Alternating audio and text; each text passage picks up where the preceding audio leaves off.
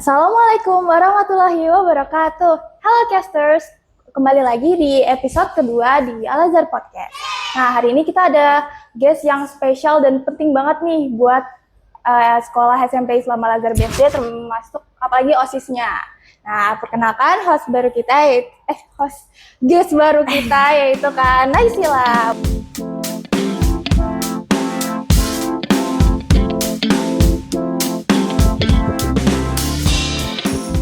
Boleh perkenalan dulu, Kak? Hai, aku Adrina Zubir, biasa orang-orang panggilnya Naysila. Aku ketua OSIS periode 2024-2025. Terus sekarang aku dapat kesempatan nih buat jadi guest di Alkes. Nah, ini aku mau nanya nih, Kak. Kakak ini kan, ini pertanyaannya agak pribadi nih. Kakak hobinya apa dulu nih? Kalau aku hobinya main basket. Main basket. Kakak sering lomba-lomba gitu? Iya, aku biasanya lomba-lombanya tapi cuma antar sekolah doang dari bawah nama Albes. Jadi kakak sebelumnya itu anak baru ya dari SMP Albes ini? Jadi kayak SD-nya bukan di sini? Iya, aku dulu SD-nya bukan di sini, tapi aku di Kalimantan dulu, di Kalimantan Timur. Nah, kakak ini kan jadi ketua OSIS nih pas kelas 8-nya. Pas kelas 7-nya kakak aktif nggak sih jadi buat di OSIS-nya atau enggak ke teman-temannya aktif nggak gitu? Aku tuh kelas 7 bukan jadi OSIS malah sebenarnya. Aku jadi MPK. Tapi aku waktu jadi MPK itu waktu universal biasanya kan ada kayak terterannya kan. Nah, tapi aku dapat nominasi terajin waktu pas 7-nya. Tapi karena waktu itu nggak masuk, jadi terajinnya digantiin sama orang, tapi harusnya aku. Gitu. Jadi kakak pas kelas 8 nih tiba-tiba kepilih buat jadi ketua OSIS, kakak kaget gak sih sebenarnya? Aku kaget, soalnya aku expect-nya pertama kali itu aku bakal jadi wakil. Soalnya saingan-saingannya tuh bagus-bagus semua public speaking-nya. Terus aku kayak ngerasa, oh pasti aku bakal jadi wakil. Terus aku berharapnya ketua aku tuh teman aku waktu itu. Tapi ternyata mungkin udah kehendak Allah kali ya, jadi aku jadi ketua OSIS. Oh, keren banget.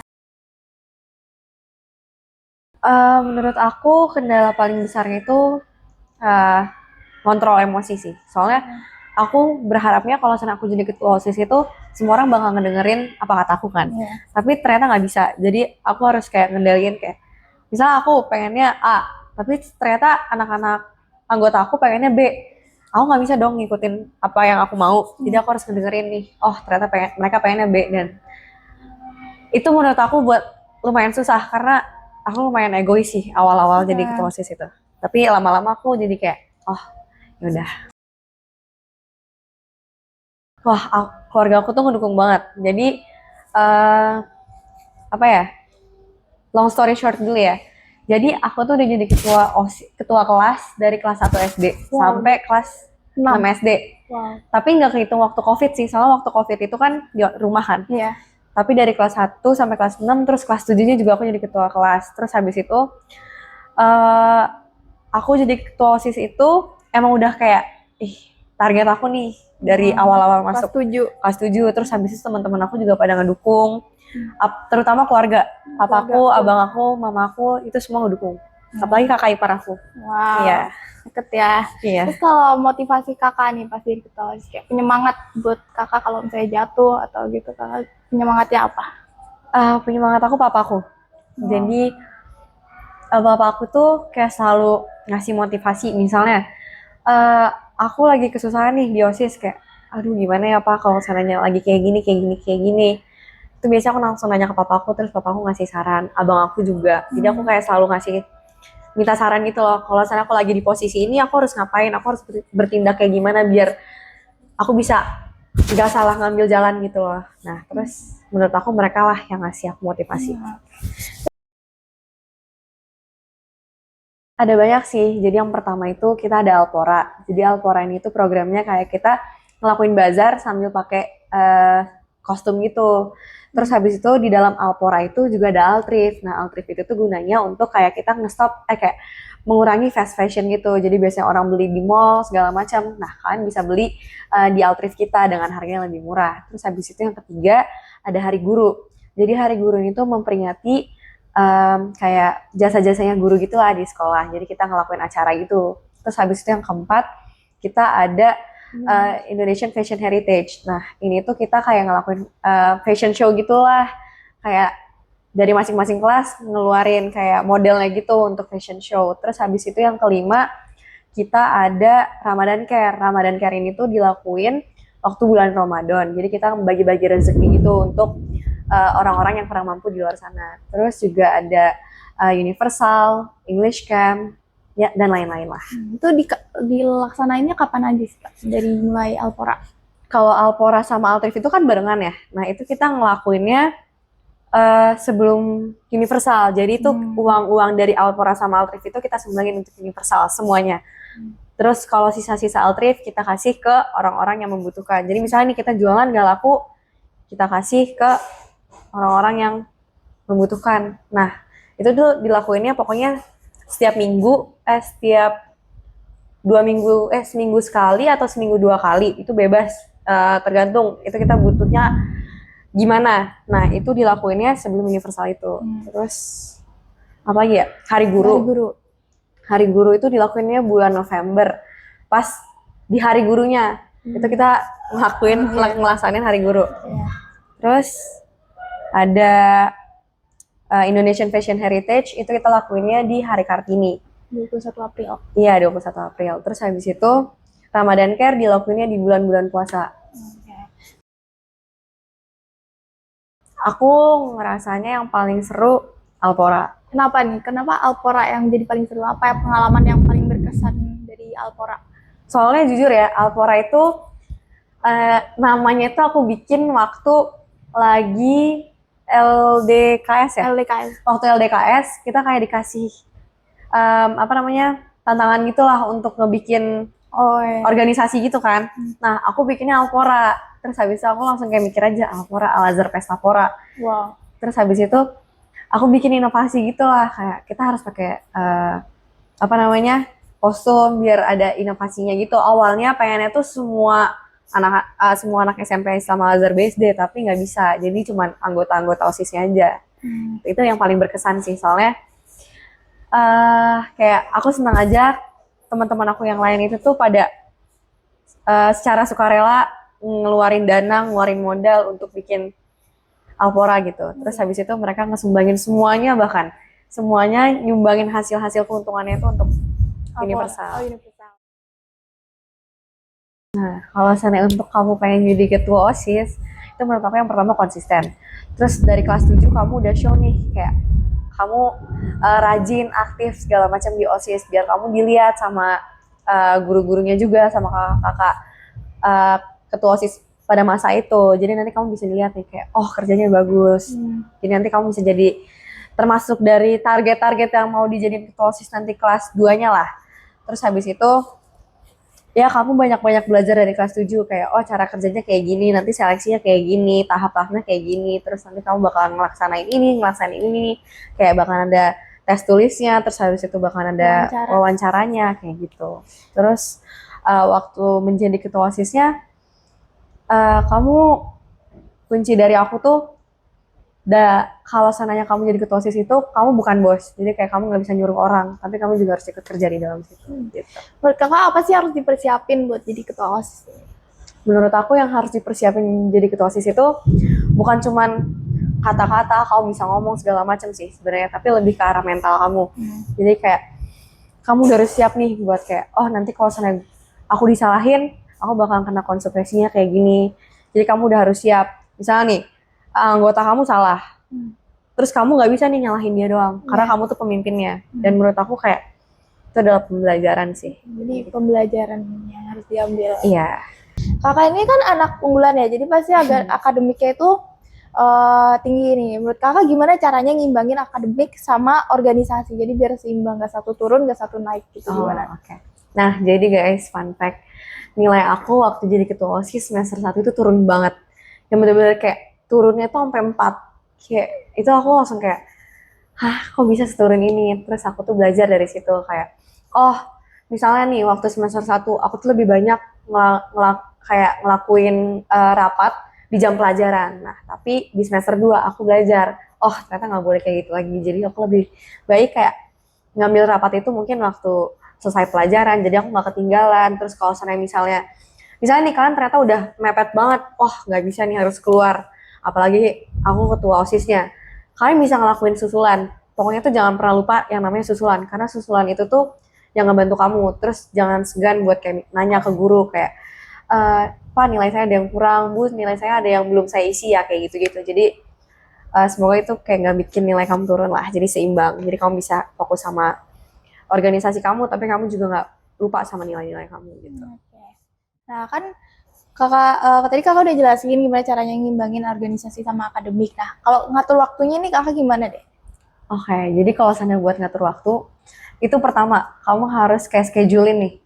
Besok ngebahas apa, besok pelajaran apa, biar kamu tahu, oh habis belajar, aku harus ngebahas ini nih sama teman-teman aku. Terus habis itu kayak aku ada kegiatan ini nih besok, jadi kamu nggak bakalan kayak, aduh besok ada latihan ini, terus habis itu besok ada les, besok ada apa namanya, besok ada rapat. Nah, jadi kamu nggak perlu ngerasain yang kayak gitu. Jadi kamu udah kayak scheduling gitu lah, kayak oh besok gue rapat, besok gue ngapain gitu-gitu. Terus kayak kamu nggak, terus kamu bikin jadwal itu tuh ngikutin kayak teman-teman kamu yang lain, jangan cuman kamu doang gitu. Terus kakak kalau misalnya di anggota kakak ini ada yang nggak setuju atau ngomongin di belakang, kakak gimana tanggapannya gitu? Kakak ngeselarasinnya itu gimana nih? Kalau misalnya ada yang ngomongin di belakang atau nggak setuju, gitu gimana? Kalau misalnya ada yang ngomongin di belakang atau nggak setuju sama pendapat aku pasti bakalan ngomong dulu nih sama teman-teman BPH aku, kayak ini gimana. Terus habis itu misalnya orang ini tuh nggak setuju karena apa namanya, menurut dia ini kurang. Aku bakalan, misalnya aku ternyata denger gitu kan, pas rapat besokannya aku bakal langsung nanya ke dia kenapa dia nggak setuju sama pendapat aku. Dan menurut aku kayak semua program kerja itu udah disetujuin waktu rapat kerja. Jadi menurut aku kayak dia bisa say no waktu di rapat kerja. Tapi kalau misalnya udah berlangsung, menurut aku kayak harusnya kalau misalnya emang kamu nggak setuju sama pendapat aku, harusnya kamu ngomongnya waktu di rapat kerja, karena itu nggak bisa diubah-ubah lagi kan.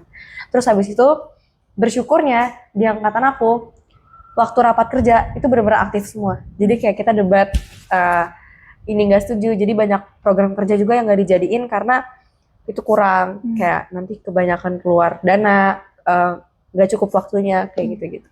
Nah kan kakak kalau jadi ketua OSIS itu milih-milih koordinator, terus panitia-panitia lainnya. Kakak gimana sih aspek yang kakak untuk memilih panitia ketua-ketuanya itu aspeknya apa? Jadi kalau misalnya di angkatan aku itu, aku minta tolong juga sama BPH-BPH yang lain. Jadi awalnya tuh misalnya pertama ya sekretaris sama bendahara. Itu kan awalnya ada 2 paslon. Itu pokoknya aku switch. Jadi salah satu ada yang pindah kayak gitu. Terus kalau misalnya koordinator, aku usahain banget. Pokoknya yang paling aku pikirin itu olahraga. Jadi olahraga itu cowok. Terus habis itu seksi kaderisasi, demokrasi segala macam itu tuh aku pilihnya minta tolong sama teman-teman aku yang lain. Ini kira-kira cocoknya di mana ya. Jadi kita waktu itu milihnya bukan berdasarkan kayak mereka bisa ini nih, bisa ini, enggak. Jadi yang pokoknya yang paling penting waktu itu tuh kita mikirnya cuma olahraga itu harus cowok menurut kita. Nah, pernah gak sih kakak kayak ngerasa capek banget jadi ketua OSIS dan dorongannya buat semangat lagi apa nih? Pernah. Kayak aku pernah sampai kayak di titik kayak kayaknya udah gak bisa deh. Soalnya aku kayak bener-bener aku kayak terlalu banyak pikirannya gitu loh jadinya, kayak pikiran-pikiran buruknya gitu tentang kalau misalnya aku terusin OSIS. Tapi teman-teman aku kayak selalu nge-support lah, kayak aku punya teman cerita juga namanya Aib. Terus dia yang selalu ngasih tahu aku kayak nggak apa-apa Nay, lu bisa kayak gitu. Terus dia yang kayak selalu ngasih motivasi gitulah, kayak lu bisa Nay, kayak gini. Terus dia orang yang ngasih tahu aku kayak, terus si Sakira juga yang selalu kayak ngasih saran gitulah, Syafira gitu-gitu yang selalu kayak nggak apa-apa Nay, lu bisa, lu nggak boleh berhenti di sini, soalnya lu di tengah jalan. Lu harus ingat waktu pertama kali lu jadi ketua OSIS itu lu sesemangat apa kayak gitu. Nah, aku mau nanya nih tentang program kerja kakak yang lainnya. Contohnya itu misi budaya deh. Kakak itu kan sebenarnya bukan OSIS ya, tapi sekolah. Tapi kakak ikutin ini misi budaya. Nah, gimana nih? Misi budaya itu ngapain aja sih kakak? Pengalamannya ikut misi budaya itu kayak gimana? Jadi kalau misalnya misi budaya itu program sekolah. Nah, jadi kayak kita dari Al-Azhar BSD itu ngasih perwakilan orang-orang yang mau ikut liburan keluar sambil lomba. Jadi nanti kalau sana angkatan aku ke Korea ya.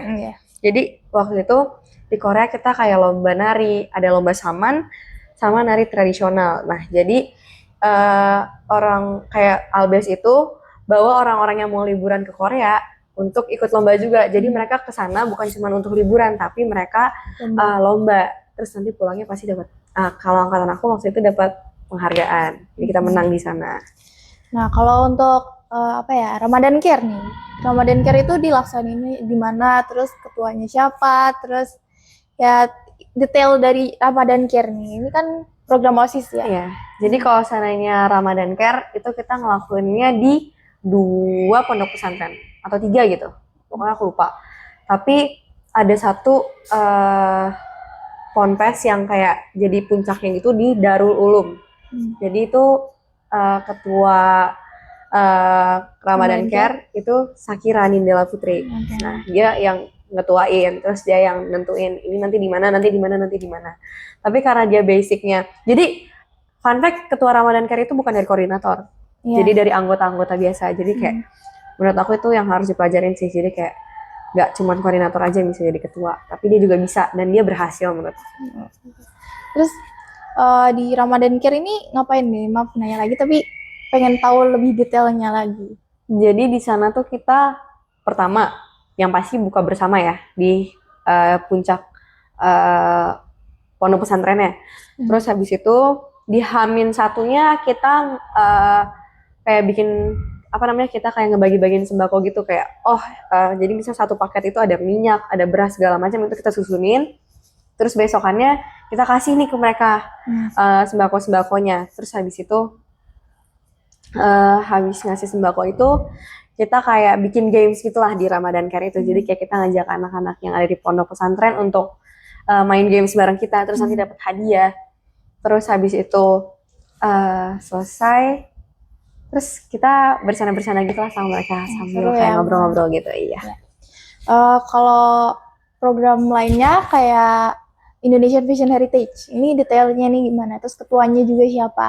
Jadi kalau sana Indonesian Fashion Heritage itu kita awalnya cuma pengen itu kayak konsepnya itu semuanya pakai kebaya. Tapi menurut aku itu nggak bakalan bisa. Ya? Iya, nggak bakalan bisa juga. Jadi aku bikin waktu itu ngobrol sama anggota-anggota aku buat kayak, kayaknya kita harus bikin yang lebih menarik deh. Gimana kalau sana kita bikin fashion show?